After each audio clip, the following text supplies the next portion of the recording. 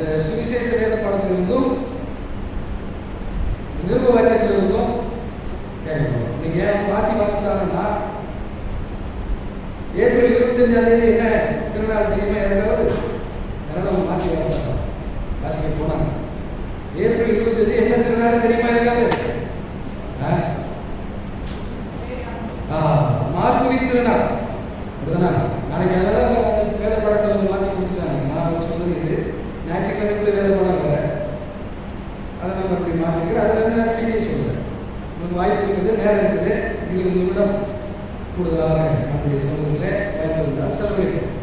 இல்லை எம்மாவு அனுபவம் போட்டிருக்குது, எம்மாவு அனுபவம். அடுத்து நாம அவருடைய ஆலயத்தில் எப்போது சந்திப்போம் என்று தெரியாது. ஆனாலும் ஆலயம் இந்த நாட்களில் நேரத்தில் திறந்திருக்கும். ஊழியர்கள் வரலாம் இல்லையா? மத்திய பூசாரிகளுக்கு அனுமதி உண்டு. அதே மாதிரி நம்ம ஊழியர்கள் வரலாம். நீங்கள் உங்களுடைய கையிலே நம்ம கொடுக்குறேன். அந்த ஆராதனை நேரத்தில் திறந்திருக்கோம். உங்களுடைய விருப்பம். மற்றும் இந்த நாளிலே நம்முடைய வார்த்தையாக இந்த லூக்கா 24 13வது வசனத்தை ஒரு வாசிங்க.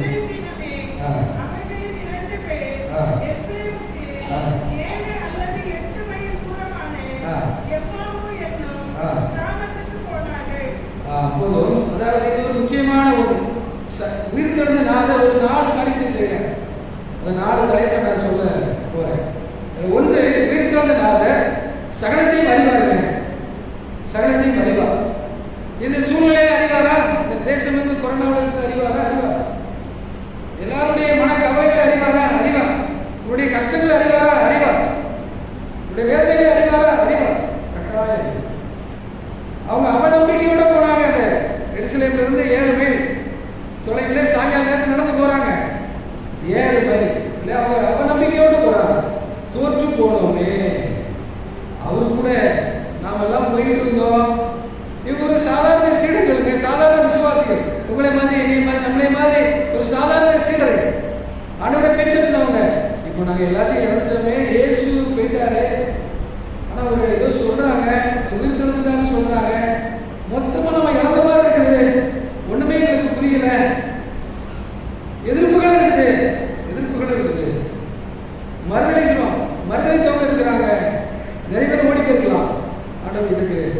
உதவியற்ற நிலையில் இருக்கிறோம், நம்பிக்கை நிலையில் இருக்கிறோம், கலக்கத்தில் இருக்கிறோம், இழப்புல இருக்கிறோம், பயத்தில் இருக்கிறோம். அநியாயம் நடந்துட்டு, இயேசு கிறிஸ்து நடந்துட்டு, அநியாயம் நடந்துட்டு, அநியாயம் நடந்துட்டு.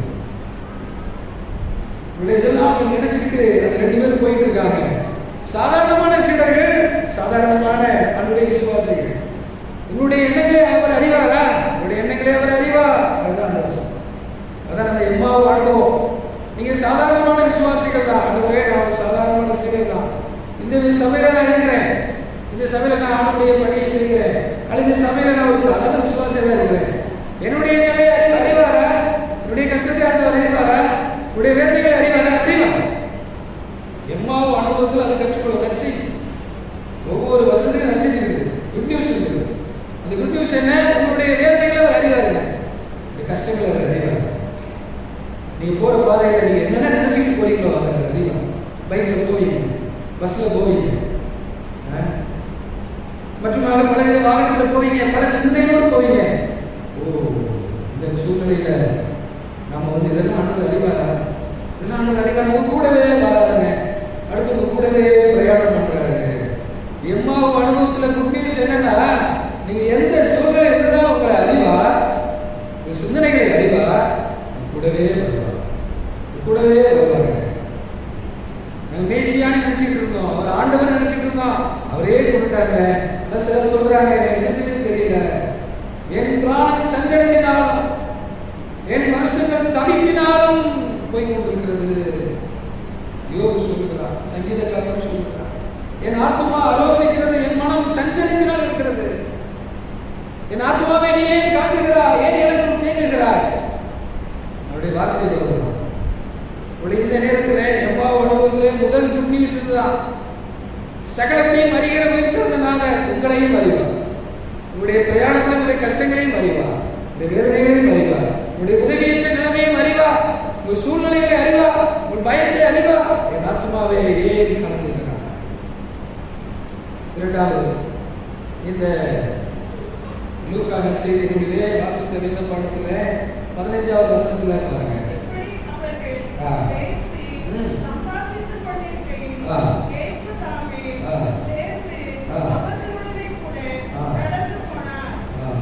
நடந்து போனார், அவர்களுடைய கூட அவர் நடந்து போனார். பேசிட்டு இருக்கும்போதே கூடவே நடந்து போறார். இன்னும் தொடர்ந்து நீங்க அந்த 27 முடியை நீங்க பாத்தீங்கன்னா அதுல 3 கேள்வி ஆண்டவர் கேட்க. சந்தேகங்களை தீர்த்து வைக்கிறவர், உயிர்த்தெழுந்தனாக உன்னுடைய சந்தேகங்களை தீர்த்து வைக்கிறவர். 3 கேள்வி கேட்கிறார். சந்தேகத்தை தீர்த்து வைப்பார். 3 கேள்வி கேட்கிறார். இந்த வசனங்கள் சகலத்தையும் அறிவார். அது ஒரு குட்டி விஷயம். இரண்டாவது, உங்களுடைய சந்தேகங்களை அவர் தீர்த்து வைக்கிறார். போகிற பாதையில ஆண்டவரே கேட்கிறார், ஏன்பா இப்படி துக்கமுகமா போறீங்க, கவலை தொய்ந்து போகிறீங்க, ஏன் தொய்ந்து போய் கொண்டிருக்கீங்க அப்படின்னு கேட்கிறார். ஏன் அவங்ககிட்ட அவர் கேட்டாரு? அவங்க இயேசு குறிச்சு பேசிக்கிட்டு போறாங்க. இயேசு குறிச்சு பேசிக்கிட்டு போறாங்க, ஆண்டவரை குறிச்சு பேசிக்கிட்டு போறாங்க. நடந்ததெல்லாம் இப்படி நடந்திருக்கே பேசிக்கிட்டு போறாங்க. கூடவே ஆண்டவர் வராரு. அவங்களால புரிந்து கொள்ள முடியல. ஒருவேளை உயிர்த்தெழுந்த சரீரம் வேறா அல்லது எல்லாரும் ஒரே விதமாக அவங்க இருந்தார்களா? ஏதோ புரியவில்லை, அவங்களுக்கு நம்பவில்லையா, தெரியவில்லை. அது நமக்கு தெரியல. அவர் கூட வர அவங்களால புரிந்து கொள்ளல. ஆனா அவர் கேள்வி கேட்கிறாரு, ஏன் இப்படி துக்கமுகத்தோட போறீங்க? எதற்காக அவர் வந்தா? தேடுங்கள் அப்பொழுது கண்டடைவீர்கள். அவங்க தேடிக்கிட்டே போனாங்க. சும்மா நடந்து போல தேடிக்கிட்டே போனாங்க, சிந்தனை பண்ணிக்கிட்டே போனாங்க. இந்த காரியம் எப்படி இருக்கிறது, பைபிள் இந்த வசனம் எப்படி இருக்கிறது, இந்த சத்தியம் எப்படி இருக்கிறது, எனக்கு எப்படி நடக்குது, ஏன் சத்தியம் இப்படி நடக்குது, ஏன் சூழ்நிலை இப்படி நடக்குது அப்படி நீங்க தேடிக்கொண்டே இருந்தீர்களானால் கண்டடைவீர்கள். நீங்க தேடிக்கிட்டே இருந்தீங்கன்னா கண்டடைவீர்கள். அவர் கேள்வி கேட்கிறாரு, ஏன்பா இப்படி துக்கமுகமா போறீங்க, ஏன் இவ்வளவு துக்கமுகமா போறீங்க? அவர் கேள்வி கேட்கிறார். முதல் கேள்வி, ஏன்னா அவர் தேடினாங்க, அதனால அவர் வந்து பதில் சொல்றாங்க. நீங்க அவரை தேடிக்கொண்டே இருந்தீங்களா, அவர் விசாரிச்சு கொண்டே இருந்தீங்களா, அந்த சத்தியத்தை குறித்து ஒரு சிந்தனைகள் கொண்டு அதை வைத்துக் கொண்டே நீங்க போயிட்டு இருந்தீங்கன்னா அவர் கேட்பாருங்க, அவர் வருவாருங்க, கேள்வி கேட்டு உங்களுக்கு பதில் கொடுப்பாருங்க. தேடுங்க. இரண்டாவது கேள்வி கேட்டார், எவைகள் அப்படின்னு கேள்வி கேட்டார். 19வது வசனத்தை வாசிங்க.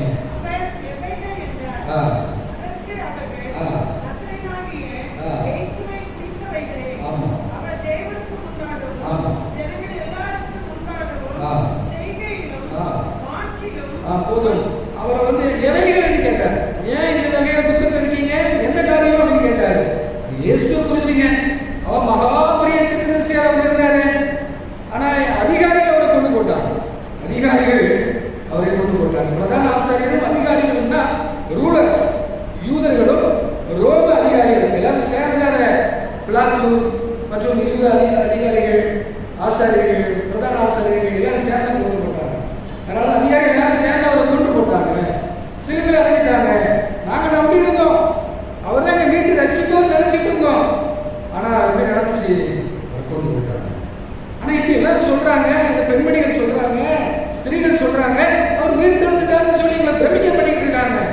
தேவதூதர்களை பார்த்தோன்னு சொல்றாங்க, தேவதூதர்கள் பேசலாம்னு சொல்றாங்க, எங்கிட்ட வந்து இயேசுவே பேசலாம்னு சொல்றாங்க, மரியாதை என்று சொன்னார்னு சொல்றாங்க, வாழ்க என்று சொன்னார்னு சொல்றாங்க. அவங்க பதில் சொல்றாங்க. சந்தேகங்களை தீர்த்து வைக்கிறவர் இருக்கிறதுனால, சத்தியத்தில் இருக்கிற சந்தேகங்களை தீர்த்து வைக்கிறவர் இருக்கிறதுனால, ஒரு வாழ்க்கையில் இருக்கிற போராட்டங்களை, கஷ்டங்களை, இது ஏன் எனக்கு நடந்தது என்ற கேள்விக்கு சந்தேகங்களை தீர்த்து வைக்கிறவர், சந்தேகங்களை தீர்த்து வைக்கிறவர் நம்முடைய ஆண்டவர். ஒரு உயிர்த்தா எல்லாமே எங்களுக்கு இதுதான். எல்லாமே இந்த உயிரை நம்ம என்ன செய்ய தெரியல, புரியல, கேள்வி கேட்கிறார். சந்தேகங்களை தீர்த்து வைக்கிறார்.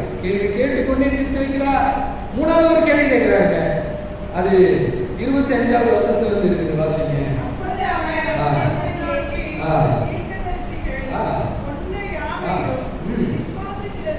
ஆமா,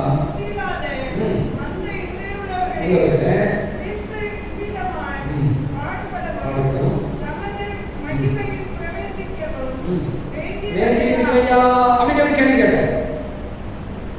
பிரவேசிக்க வேண்டியது இல்லையா, இது உங்களுக்கு தெரியாதா? பழைய பழைய ஏற்பாட்டில் போட்டிருக்குது, அவரு உங்களுக்கு சொன்னாருங்க அப்படின்னு அவர் சொல்லிக்கிறார்.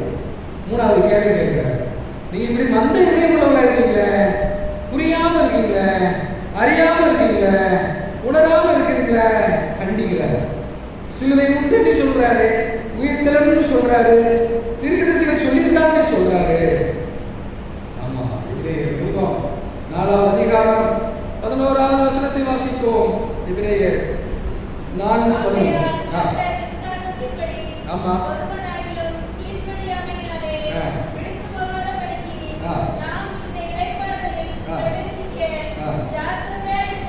ஆமா, இதுல நான் ஜாக்கிரதையா இருக்கணும். புரிந்து இளைப்பாறுதல் நேரம் போன நீங்க விசுவாசிக்கணும்.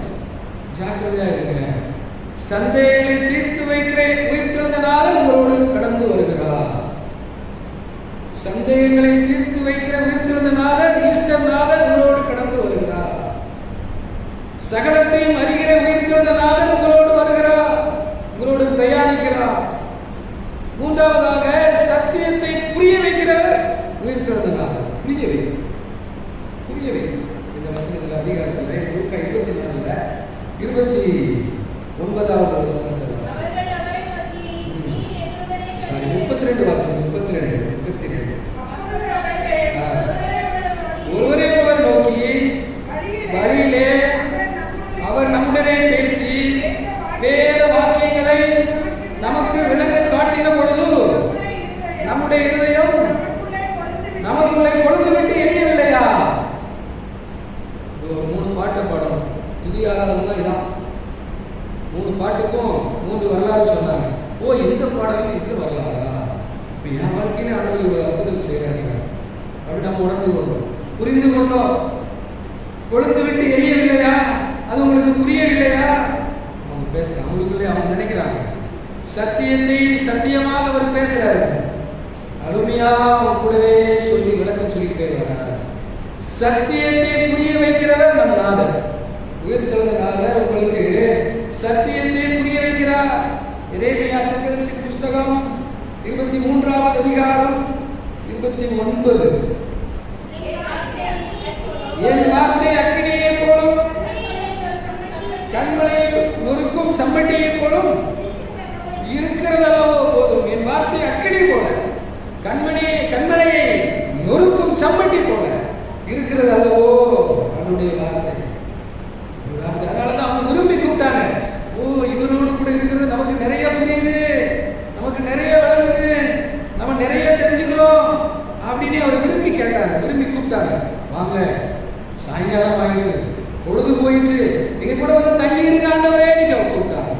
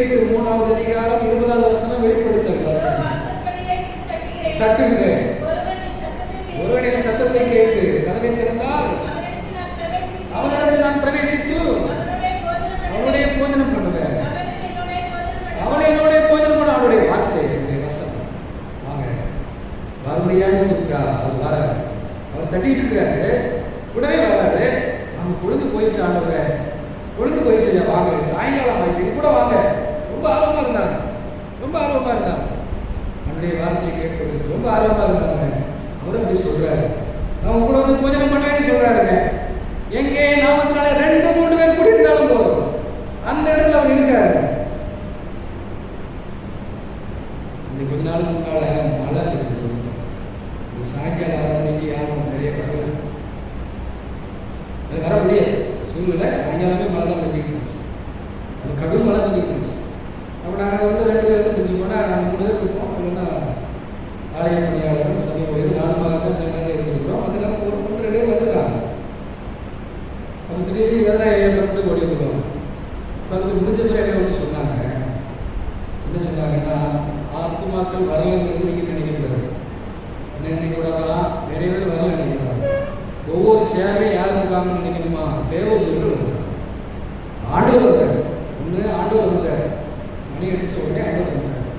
அவர் வந்தார், பிரசன்னம் வந்தார். அடுத்து நினைங்க, சர்வ சங்க சபை அந்த தேவதூர்கள் உட்கார்ந்துருக்காங்க.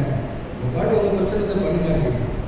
உண்மைதான், யார் வராங்களோ இல்லையோ ஆண்டவர் நேரில் வர 2-3 பேர் அவ்வளோதான். 2-3 பேர் இருந்தாலும் அவனுடைய பிரசனம் வருது. நீங்க எவ்வளவு ஆர்வமா அவரை தேடுறீங்களோ மனசுல தான். சத்தியத்தை புரிய வைக்கிறவர் உயிர்த்திலிருந்து ஆண்டவர். சத்தியத்தை புரிய வைக்கிறவர் உயிர்த்திலிருந்து ஆண்டவர். சகலத்தையும் அறிகிறவர் உங்களை அறிகிறார். ஒவ்வொன்றையும் அறிகிறார். கவலைப்படாது. உயிர்த்திலிருந்து நாதர் ஒவ்வொன்றையும் அறிகிறார். அடுத்து 2வது, உடைய சந்தேகங்களை நீக்கி உங்களுக்கு புரிய வைக்கிறார். சந்தேகங்களை நீக்குகிறவர் உயிர்த்திருக்கிறார். வாழ்க்கையில் இருக்கிற சந்தேகம், வேதத்தில் இருக்கிற சந்தேகம், உலக நடவடிக்கைகளுக்கு சந்தேகங்கள் அவர் நீக்குகிறவர் உயிர்த்திருக்கிறார். 3வது, சத்தியத்தை புரிய வைக்கிறவர். வேத வசனத்தை நமக்கு புரிய வைக்கிறவர்.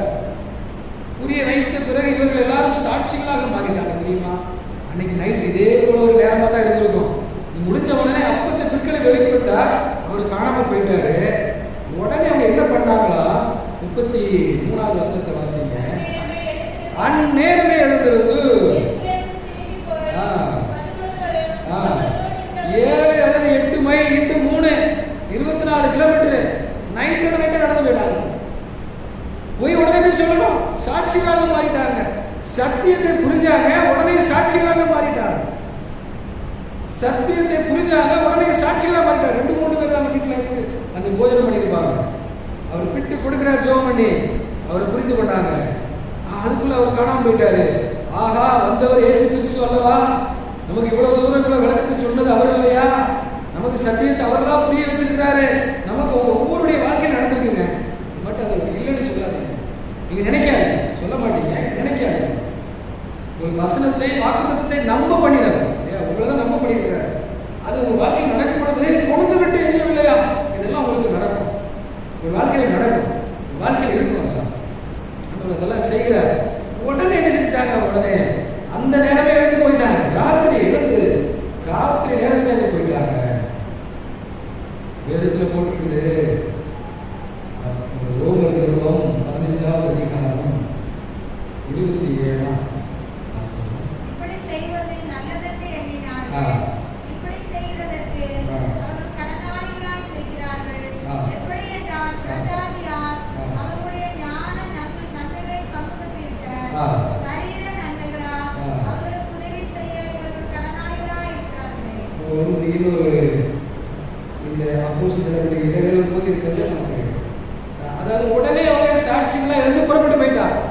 உடனே எழுந்து சொல்லுவதற்கு புறப்பட்டு போயிட்டாங்க. அந்த ராத்திரி நேரத்தில் நாம அப்படி நிறைய இடத்துல நடக்கிறோம். ஆண்டவர் நம்ம படிக்கிற வசனம் நடந்துட்டு வச்சுக்கோங்க, வந்து சாட்சி சொல்றாங்க, வந்து சாட்சி சொல்றாங்க, கிடைக்கிற நேரத்தில் சாட்சி சொல்றாங்க.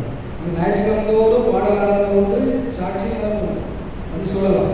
இவ்வளோ மற்றபடி நம்ம உபவாசம் கொடுத்து சாட்சிக்காக நேரம் கொடுக்குறோம், வாரம் நேரம் கொடுக்குறோம். உடனே சாட்சி சொல்ல வராங்க. நான் பார்த்து கொடுக்குறேன் நேருடைய வாழ்க்கையில் உடனே சிலர் ஃபோன் போட்டு மற்றவங்க சொல்றீங்க, ஏன்ட்டு நிறைய பேர் சொல்றீங்க. வீட்டுக்கு போகும்போது நான் செஞ்சேன், இது என்ன செஞ்சார், இந்த வசனம் தந்தார், இதை செஞ்சார், என் பிள்ளையுடைய வாழ்க்கையில் செஞ்சார், பெரிய அற்புதத்தை செஞ்சார் சொல்லியிருக்கீங்க. அதே மாதிரி தான் உடனே எழுந்து போயிட்டாங்க. சத்தியத்தை புரிய வைக்கிறவர் உயிர்த்தெழுந்த ஆண்டவர், சகலத்தையும் அறிபவர் உயிர்த்தெழுந்த நாதர், உடைய சந்தேகங்களை நீக்குகிறவர் உயிர்த்தெழுந்த நாதர். கடைசியா அப்போஸ்தலர் நடவடிக்கைகள் 4வது அதிகாரத்தில் இருக்கிற அந்த பகுதியை பார்ப்போம். 32வது வசனத்தை வாசிப்போம்.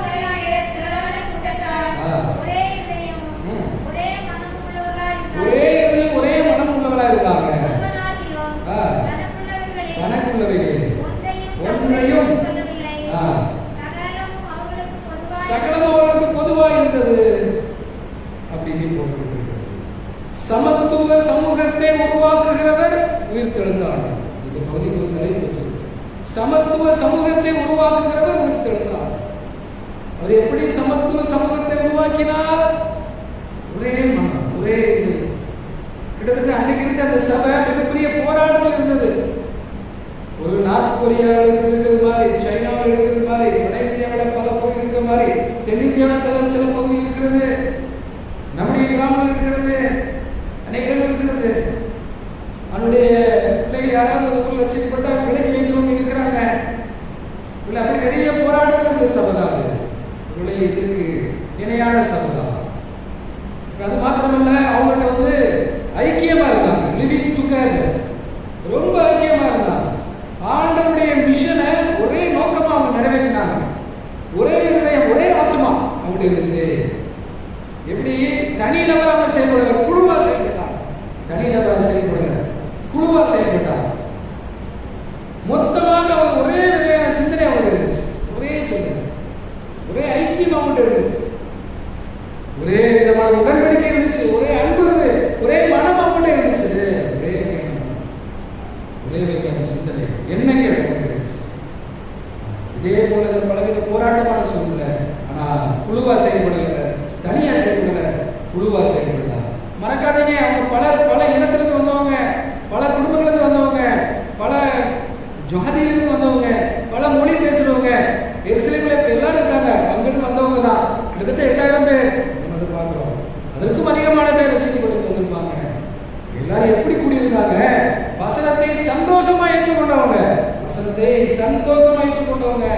சமத்துவ சமூகத்தை உருவாக்குகிறவங்க நாதர் வசனத்தை சந்தோஷமா ஏற்றுக்கொண்டவங்க. அவங்க உண்மையானவே நம்பினாங்க. ஆண்டவர் என்னுடைய பாவங்களுக்காக மரித்தார், என் பாவங்களை நீக்கிவிட்டார் நம்பினாங்க. அவர் எனக்காக சிலுவையிலே மரித்தார் என்பதை நம்பினாங்க. அவர் தனக்காக சிலுவையை மரித்து 3ஆம் நாள் உயிரோடு இருந்தார் என்பதை நம்பினாங்க. பரலோகத்துக்கு ஏறி போனார் என்று நம்பினாங்க. அவருடைய வலது பரிசில் உட்கார்ந்து இருக்கிறார் நம்பினாங்க. எங்களுக்காக ஜெபித்துக் கொண்டிருக்கிறார் நம்பினாங்க. இந்த நாட்களிலே அவருக்காக செயல்பட வேண்டும் என்பதை நம்பினாங்க. மறுபடியும் வருவார் என்பதை உண்மையாகவே நம்பினாங்க. அதுக்குரிய பரிசை கொடுப்பாரு நம்பினாங்க. முழுமையாக கர்த்தத்துவத்தை புரிந்திருந்தாங்க. கர்த்தத்துவத்தை முழுமையாக புரிந்திருந்தாங்க. அவருடைய விருப்பத்தை புரிந்திருந்தாங்க. அவருடைய பர்பஸ், அவருடைய என்ன விருப்பம் என்பதை புரிந்திருந்தாங்க. அது மாத்திரமல்ல, அவருடைய மிஷன் என்ன என்பதை புரிந்திருந்தாங்க.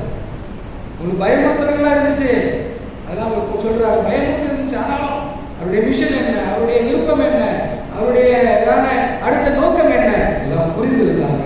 கன்வின்ஸ் பண்ணப்பட்டிருக்கிறாங்க. வசனத்தை சந்தோஷமா ஏற்றுக்கொண்டவங்க. இதான் அந்த குழுவில் நம்ம இடத்துல இதெல்லாம் இருக்கிறதா? நம்ம பலராக இருக்கிறோம். வசனத்தை சந்தோஷமா ஏற்றுக்கொள்கிறோமா? தனி நபராக செயல்படாமல் குழுவாக செயல்படுகிறோமா? நாம் உண்மையாகவே அவரை நம்புகிறோமா? பாவத்திலிருந்து என்னை மீட்டு ரட்சித்திருக்கிறார் நம்புகிறோமா? நம்மை அந்த வசனங்கள் நம்மை கன்வின்ஸ் பண்ணியிருக்கிறதா? இதெல்லாம் அவங்க ஒன்றாய் இணைந்திருக்கான அடையாளம். அதனால நம்ம கூடியிருந்த இடம் அசைந்தது அப்படின்னு போட்டுருக்கேன். கூடியிருந்த இடம் அசைந்தது. அடுத்த கர்த்தருடைய எதிர்பார்ப்புக்கு தங்களை அர்ப்பணிச்சாங்க, அன்பு கூற அர்ப்பணிச்சாங்க, பகிர்ந்து கொள்ள அர்ப்பணிச்சாங்க. அவங்க எதுவும் தங்களுக்குரிய நினைக்கல, சொத்துக்களை தங்களுக்குரிய நினைக்கல.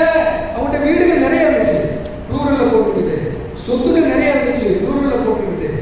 அவங்களுக்கு நிறைய இருந்துச்சு. அதெல்லாம் கொண்டு ஆண்டவருடைய ஊழியர்களை பாதத்தில் வச்சாங்க. சுய விருப்பம் இருந்தது. அந்த அப்போ போதும் நினைச்சாங்க. குறைச்சல் கொடுக்கத்தக்கதா என் கையினால வேலை செய்து பிரயாசப்படுறேன்னு சொன்னாங்க. அவருடைய வசதி படிச்சவங்க மற்றும் இருந்தவங்க எல்லாரும் அப்படி கொடுக்கலன்னா ஏழைகள் பசியினால் செத்து போயிருப்பாங்க. இந்த போராட்டத்துல குளிரில் இருக்கிறவங்க நடுநடுங்கி போயிருப்பாங்க. உடை இல்லாதவங்க வெட்கத்துக்கு உட்பட்டிருப்பாங்க. உறவிடம் இல்லாத நிலைமை பரிதாபமா போயிருக்கும். நோயில் இருந்தவங்க மறைந்து போயிருப்பாங்க கொடுக்கலன்னா. அப்படி அநேகர் பகிர்ந்து கொடுத்துருக்கலன்னா ஒருவேளை ஊனமுற்றோர் மற்றும் மாற்றுத்திறனாளிகள் மிகப்பெரிய பாதிப்புள்ள வந்திருக்கலாம். அநேகர் ரட்சிக்கப்பட்டிருக்க மாட்டாங்க, நரகத்துக்கு நேராக போயிருப்பாங்க. மேலும் நமக்கு அருளப்பட்ட பரிசுத்த ஆவியினாலே தேவ அன்பு நம்முடைய இதயங்களில் ஊற்றப்பட்டிருக்க என்பதன்படி வசதி படைச்சவங்க கொடுத்தாங்க. அது தங்களுக்குரியதாக கருதல, உண்ணாவே எல்லாருமே சாட்சிகளாக போட்டுருக்குது. தேவைகளுடைய தேவையை சந்திச்சாங்க. யாருக்கு குறைவு இருக்கிறதோ அப்படி எதுவுமே இல்லைன்னு அந்த வசனம் சொல்லுது. யாருக்குமே குறைவு கிடையாது. யாருக்கு தேவை அவருக்கு கொடுக்கப்பட்டது. மன கடினத்திலிருந்து விடுதலை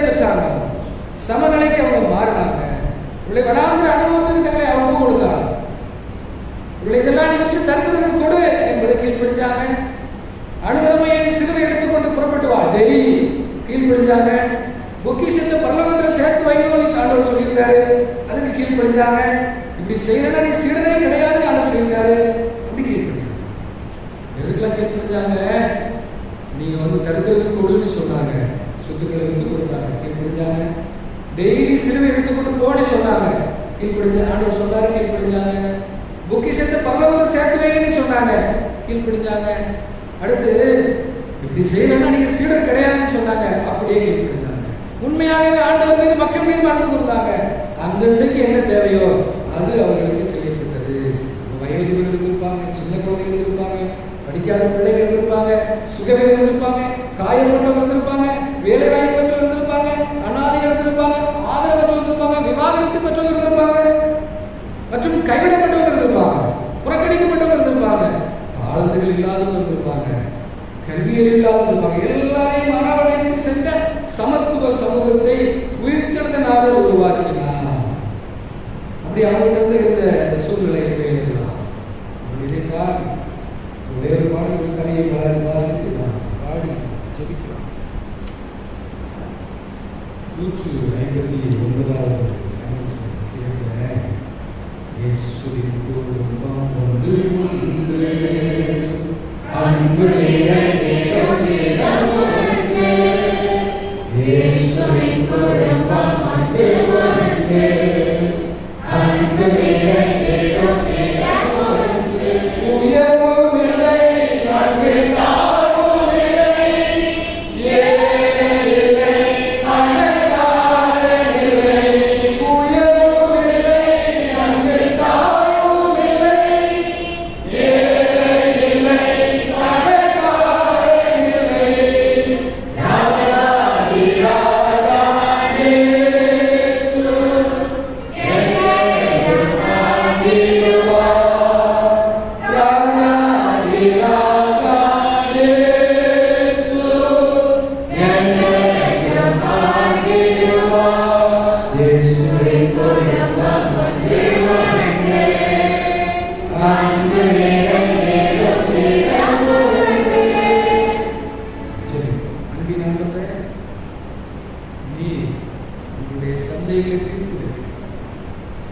சத்தியத்தை புரிய வைக்கிறார், சகலத்தை அழிக்கிறார், சமத்துவ சமூகத்தை உருவாக்குகிறார்.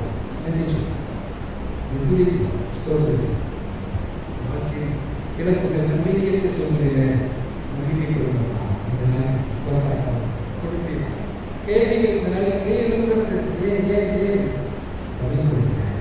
சத்தியத்தை புரிந்து கொள்ள வைங்க. ஒரே குடும்பமாய் சமத்துவ சமூகமாய் ஒன்றாகப்பட்ட குடும்பங்களாய் திருச்சபையை தொடர்பு ஆசை.